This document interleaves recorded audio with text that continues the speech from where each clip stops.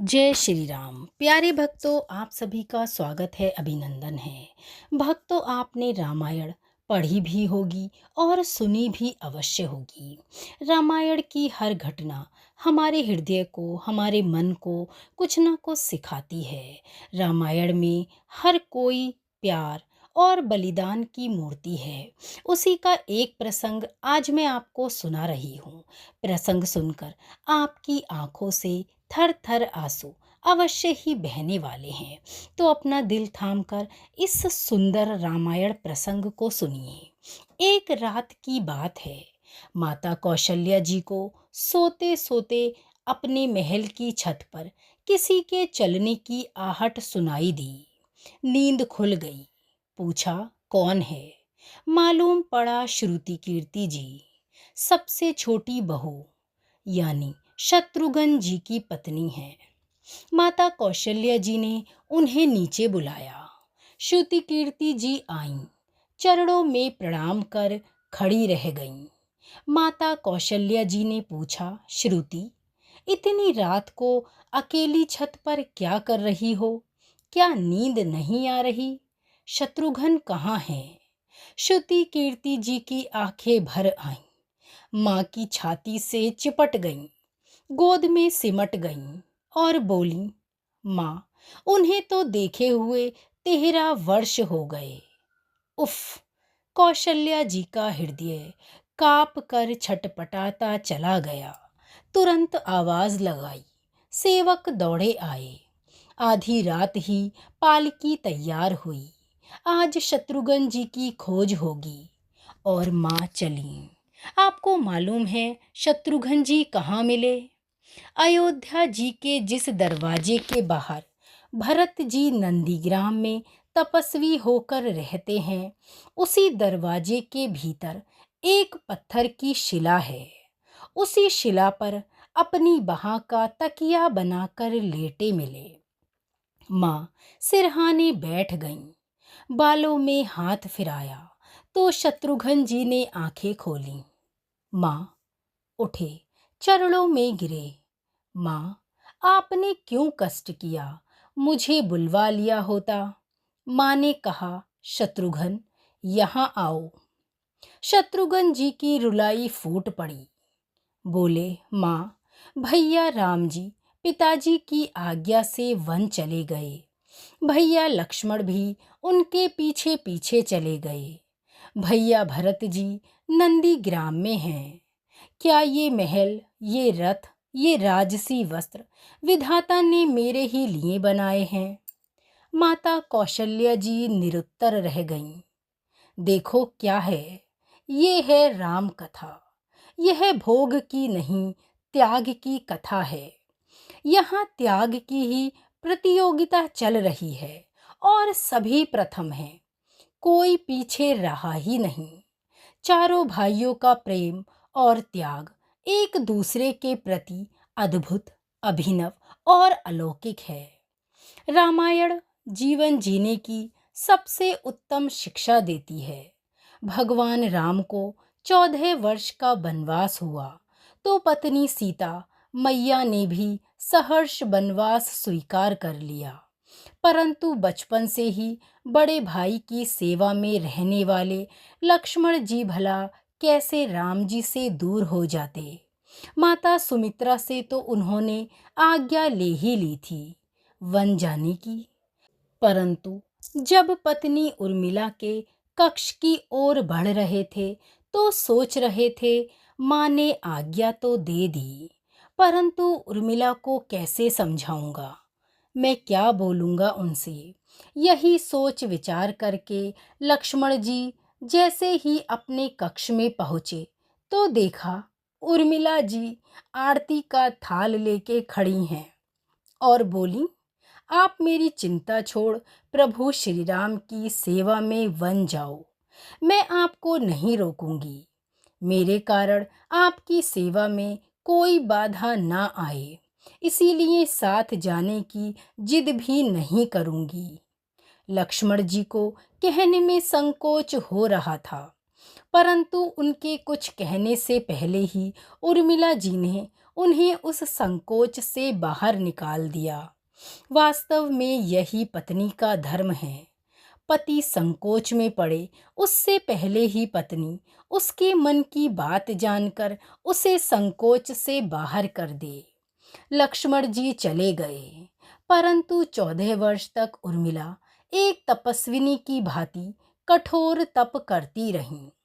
One में प्रभु श्री राम, माता सीता की सेवा में लक्ष्मण जी कभी सोए नहीं, परंतु उर्मिला ने भी अपने महलों के द्वार कभी बंद नहीं किए और सारी रात जाग जाग कर उस दीपक की लौ को बुझने नहीं दिया। मेघनाद से युद्ध करते हुए जब लक्ष्मण जी को शक्ति लग गई और हनुमान जी उनके लिए संजीवनी का पर्वत लेकर लौट रहे थे, तो बीच में जब हनुमान जी अयोध्या से ऊपर गुजर रहे थे, तो भरत जी उन्हें राक्षस समझकर एक बाण मारते हैं और हनुमान जी गिर जाते हैं। तब हनुमान जी सारा वृतांत सुनाते हैं। सीता जी को रावण हर ले गया, लक्ष्मण जी मूर्छित हो गए। यह सुनते ही कौशल्या जी कहती हैं, राम को कहना कि लक्ष्मण के बिना अयोध्या में पैर भी मत रखना, राम वन में ही रहें। माता सुमित्रा कहती हैं, राम से कहना कोई बात नहीं, अभी शत्रुघ्न तो है, मैं उसे भेज दूंगी। मेरे दोनों पुत्र राम सेवा के लिए ही जन्मे हैं। माताओं का प्रेम देखकर हनुमान जी की आंखों से अश्रु धारा बह रही थी, परंतु जब उन्होंने उर्मिला जी को देखा तो सोचने लगी कि यह क्यों एकदम शांत और प्रसन्न खड़ी हैं। क्या इन्हें अपने पति के प्राणों की कोई चिंता ही नहीं है? हनुमान जी पूछते हैं, देवी आपकी प्रसन्नता का क्या कारण है? आपके पति के प्राण संकट में हैं। सूर्य उदित होते ही सूर्य कुल का दीपक बुझ जाएगा। उर्मिला जी का उत्तर सुनकर तीनों लोकों का कोई भी प्राणी उनकी वंदना किए बिना नहीं रह पाएगा। अब सुनिए उर्मिला जी का उत्तर। उर्मिला जी बोली, मेरा दीपक संकट में नहीं है, वो कभी बुझ ही नहीं सकता। रही सूर्य उदय की बात, तो आप चाहें तो कुछ दिन अयोध्या में विश्राम कर लीजिए, क्योंकि आपके वहां पहुंचे बिना सूर्य उदित हो ही नहीं सकता। आपने कहा कि प्रभु श्री राम मेरे पति को अपनी गोद में लेकर बैठे हैं। जो योगेश्वर प्रभु श्री राम की गोदी में लेटा हो, भला उसे काल कैसे छू सकता है? यह तो वो दोनों सिर्फ लीला कर रहे हैं। मेरे पति जब वन में गए थे तब से सोए ही नहीं। उन्होंने ना सोने का प्रण लिया था, इसीलिए वे तो थोड़ी देर के लिए विश्राम कर रहे हैं। जब भगवान की गोद मिल गई तो थोड़ा विश्राम ज़्यादा हो गया। बस अब वे उठ खड़े होंगे। और शक्ति मेरे पति को लगी ही नहीं, शक्ति तो प्रभु श्री राम जी को लगी है। मेरे पति की हर श्वास में राम है, हर धड़कन में राम, उनके रोम रोम में राम है, उनके खून की बूंद बूंद में राम बसे हैं। जब उनके शरीर और आत्मा में सिर्फ राम है, तो शक्ति राम जी को ही लगी है। दर्द प्रभु श्री राम को ही हो रहा है। इसीलिए हनुमान जी आप निश्चित होकर जाइए, सूर्य उदित नहीं होगा। राम राज्य की नींव जनक जी की बेटियां ही थीं, कभी सीता तो कभी उर्मिला। भगवान राम ने तो केवल राम राज्य का कलश स्थापित किया, परंतु वास्तव में राम राज्य इन सबके प्रेम, त्याग, समर्पण और बलिदान से ही आया। जिस मनुष्य में प्रेम, त्याग, समर्पण की भावना हो, उस मनुष्य में ही राम बसते हैं। कभी समय मिले तो अपने वेद, पुराण, गीता, रामायण को पढ़ने और समझने का प्रयास कीजिएगा। जीवन को एक अलग नजरिए से देखने और उसे जीने का अवसर मिलेगा। लक्ष्मण सा भाई हो, कौशल्या माई हो। स्वामी तुम जैसा मेरा रघुराई हो। नगरी हो अयोध्या सी, रघुकुल सा घराना हो। चरण हो राघव के, जहाँ मेरा ठिकाना हो त्याग भरत जैसा सीता सी नारी हो। लवकुश के जैसी संतान हमारी हो। श्रद्धा हो श्रवण जैसी, सबरी सी भक्ति हो। हनुमत के जैसी निष्ठा और शक्ति हो। ये है रामायण, पुण्य कथा श्री राम की। बोलिए जय श्री राम।